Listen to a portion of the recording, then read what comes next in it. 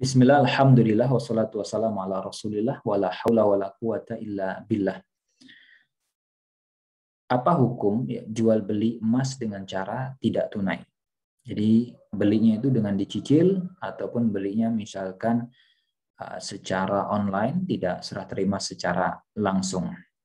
Jadi ada hadis yang terkenal dari Nabi Shallallahu Alaihi Wasallam dari Ubadah bin Samit, di mana di situ dikatakan bahwa az-zahab biz-zahab wal fiddah bil fiddah mislan bi mislin sawaan bi sawain yadan bi yadin.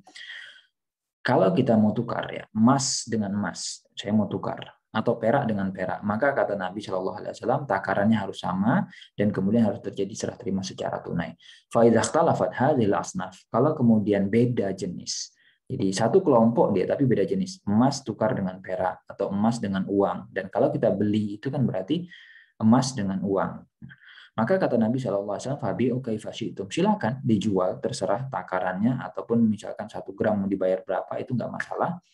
Tapi dengan syarat, idza kana yadan biadin, harus tunai. Harus tunai. Sehingga kalau ada kredit, ada penundaan, ada cicilan, dan seterusnya, dia melanggar dari hadis Nabi SAW. Dan ini tidak diperbolehkan. Bahkan ya, ada satu kisah ketika Malik ibn Aus, dia datang ke kerumunan para sahabat, dan di situ ada Talha ibn Ubaidillah, dia lagi duduk dekatnya Umar. Terus si Malik ibn Aus bilang, ini saya punya dinar, siapa yang mau tukar? Saya butuh dirham. Ya, ini saya punya uang emas, saya butuh dirham.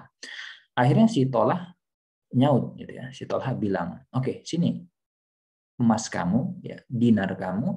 Nanti kalau pelayan saya datang, saya akan kasih ke kamu. Maka kemudian Umar menegur si Talha dengan mengatakan, kalla, tidak boleh yang seperti itu. Wallahi, jadi pilihannya cuma 2.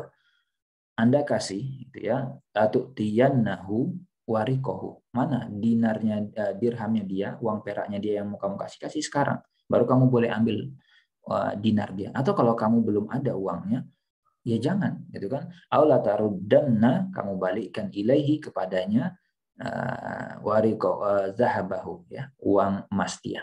Jadi tidak boleh. Sehingga ini menjadi satu poin penting yang kita harus perhatikan bersama kalau mau jual beli emas, ya wajib dengan cara tunai.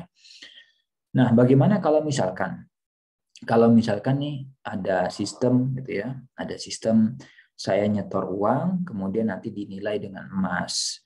Misalkan harga emas berapa sekarang? Ya, saya nyetor katakan 5 juta, kemudian dapat sekian gram. Lalu kemudian besok nyetor lagi dapat sekian gram dan emasnya nggak ada, gitu ya.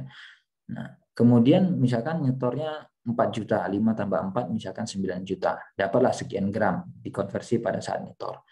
Setahun kemudian atau 2 tahun kemudian, totalnya tadi begitu dikonversi menjadi nilainya itu uang saya bukan 9 juta lagi, tapi menjadi 15 juta. Nah, di sini sebenarnya, gitu ya, ketika jual beli emas itu hanya sifatnya fiktif. Fiktif itu emasnya nggak ada serah terima, nggak ada penyerahan yang benarnya seperti apa, nyatanya itu jadinya adalah seperti kamuflase saja. Kamuflase apa? Utang yang ada tambahan. Apa? Saya ngutangin 9 juta, lalu kemudian saya dapat 15 juta. Gitu ya. Itu berarti nanti ada tambahan yang dipermasalahkan. Tapi kalau memang misalkan saya beli, itu saya terima, ya, emasnya ada, saya titip. Itu beda cerita gitu ya. Cuman kan biasa atau yang umumnya terjadi jual belinya sifatnya hanya fiktif saja. Nah, ini yang perlu diwaspadai dan kita perlu hati-hati.